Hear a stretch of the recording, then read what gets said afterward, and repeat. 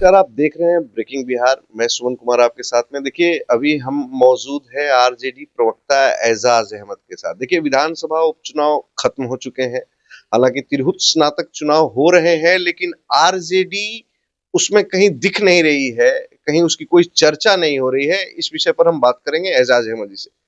एजाज अहमद जी, स्नातक चुनाव तो हो रहे हैं, लेकिन आप लोगों की भूमिका या उपस्थिति कहीं दिख नहीं रही है। देखिए, आरजेडी सब जगह है।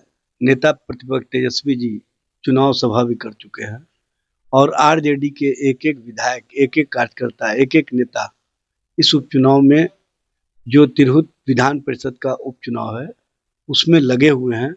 और हमारे उम्मीदवार के प्रति जो जनता का विश्वास है, जो जनता का समर्थन है, और जिस तरह से तेजस्वी जी ने नौकरी और रोजगार दिए, उसके कारण हर वर्ग के लोग तेजस्वी जी के साथ खड़े हैं। और ग्रेजुएट के हमारे जो उम्मीदवार हैं वो स्वच्छ छवि के उम्मीदवार हैं, उनके ऊपर कोई दाग नहीं है। जबकि और जितने भी उम्मीदवार हैं सब कहीं ना कहीं दागदार है। तो जो पढ़े लिखे आपका इशारा किसकी तरफ है सर? भाई, इशारा का कोई मामला नहीं है, सबको पता है, सबका लेखा जोखा जनता के पास है, सबका लेखा जोखा वोटर्स के पास है और सब जानते हैं। समय आने दीजिए, आपको हम ही दिखाई देंगे। जब चुनाव परिणाम आएगा तो हमारे पक्ष में चुनाव परिणाम आएगा। हमारे प्रति लोगों का जो समर्थन और विश्वास है वो स्पष्ट रूप से दिखेगा। आपके सहयोगियों का भी साथ मिलता हुआ आपको दिख नहीं रहा है, ऐसी राजनीतिक तौर पर चर्चाएं हो रही। देखिए, हमारे सहयोगी पटना में भी बैठक किए, सभी दलों की बैठक हुई और सभी दलों ने बैठक करके स्पष्टता संदेश दिया कि महागठबंधन और इंडिया गठबंधन पूरी मजबूती के साथ तिरहुत विधान परिषद उपचुनाव में चुनाव प्रचार करेंगे। और उस दिशा में वहाँ प्रचार कार्य चल रहा है।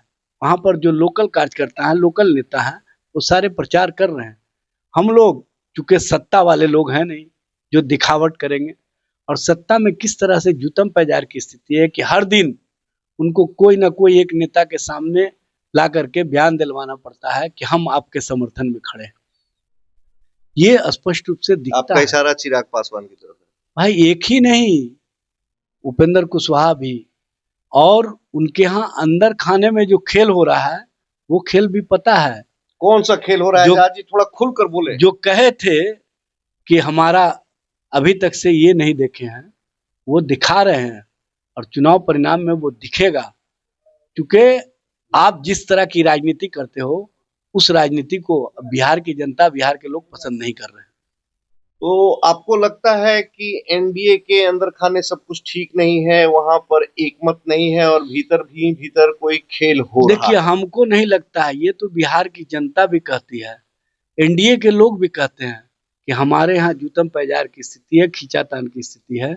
और ये बयान वीरों का जो टोली है वो बयान जो देते हैं उसी से स्पष्ट रूप से सामने आ जाता है। ये बताने की आवश्यकता है क्या? अच्छा, मेरा आपसे एक और आखिरी सवाल है। देखिए, जिस प्रकार से चुनाव के बाद में यात्राओं का दौर चल पड़ा है, तेजस्वी यादव जी भी कल से यात्रा पर निकले हैं, दर्शन से संवाद यात्रा, अपने कार्यकर्ताओं से रूबरू होंगे।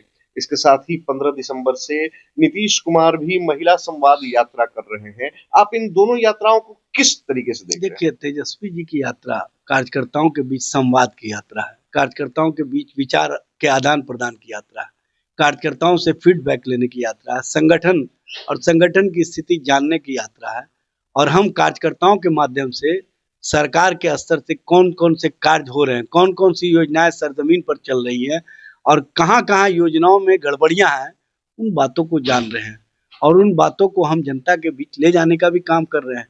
जैसे स्मार्ट मीटर के संबंध में कार्यकर्ता संवाद में जो बातें आई, हमने उस पर आंदोलन किया, हमने संघर्ष किया और हमने दिखाने का काम किया कि जो जनता और जनता के बीच से बातें आती हैं उसके साथ हम खड़े दिखाई देते हैं। देखिए, नीतीश जी का जो महिला संवाद यात्रा है, महिलाओं से संवाद से पहले महिलाओं की सुरक्षा के संबंध में वो जानकारी दे दें। जो महिलाएं यहाँ पर प्रताड़ित हो रही हैं। कहते हैं सर कि महिलाएं हमारे ही समय सुरक्षित है, आप लोग के समय तो महिलाएं असुरक्षित महसूस करती थी। कहाँ सुरक्षित हैं? किसके समय हुआ था? आपको मुजफ्फरपुर शेल्टर होम जैसी घटनाएं किसके समय हुआ था? गायघाट शेल्टर होम जैसी घटनाएं किसके समय हुआ? आपको पटेल नगर शेल्टर होम जैसी घटनाएं, ये तो उन्हीं के समय में हुआ। महिलाओं और बच्चियों के प्रति इनकी क्या सोच है इससे भी समझ लीजिए कि जब महिलाएं चीखती हैं, पुकारती हैं, तो असहाय महसूस करती है। सरकार के स्तर से कोई कार्रवाई नहीं होती है। और सबसे बड़ी बात यह है कि जो बच्चियों के पढ़ाई के लिए योजनाएं चल रही हैं, वो योजनाएं सब बैकलॉग में है। बालिका उत्थान योजना 2021 से जो 25,000 इंटर पास बच्चियों को मिलना था, वो नहीं मिल पा रहे हैं। तो गरीब वर्ग के बच्चे, पिछड़े वर्ग की बच्चियां, अति पिछड़े वर्ग की बच्चियां, जो अल्पसंख्यक वर्ग की बच्चियां हैं, वो आगे पढ़ाई करने में असमर्थ अपने आप को महसूस कर रही है। पोशाक योजना में भी इस साल का पोशाक अगले साल मिलता है। साइकिल योजना का भी वही स्थिति है। आप इन योजनाओं के पैसे को रोक करके जो 225 करोड़ रुपए अपने चेहरे को चमकाने में खर्च कर रहे हैं, अगर आप इन योजनाओं में खर्च किए होते तो इन बच्चियों का उत्थान हो गया होता, कल्याण हो गया होता और बच्चियां पढ़ने के प्रति प्रेरित होती।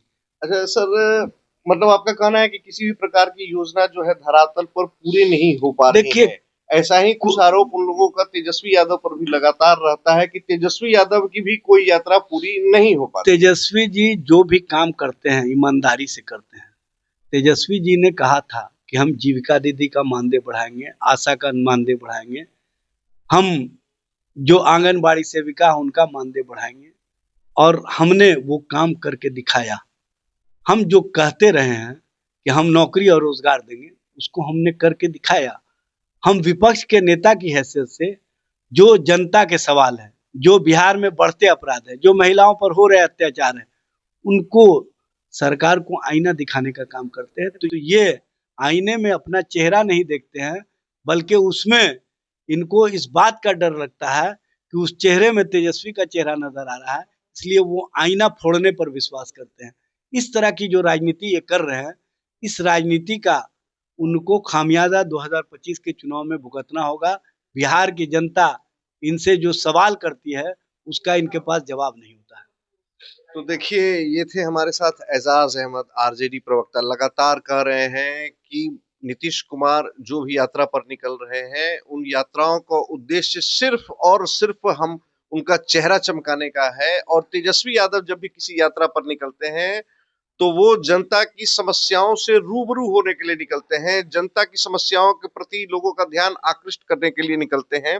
देखिए, हमारे जिस प्रकार से ठंड बढ़ रही है, विधानसभा उपचुनाव भी कंप्लीट हो गया है, अगले साल 2025 का बिहार विधानसभा चुनाव होने वाला है। हमारा ये स्पष्ट तौर से मानना है कि अब बिहार में राजनीतिक तापमान धीरे धीरे बढ़ने वाला है। खबरों का सिलसिला हमारे साथ लगातार इसी प्रकार से बरकरार रखें। तब तक के लिए दें हमें इजाजत। नमस्कार।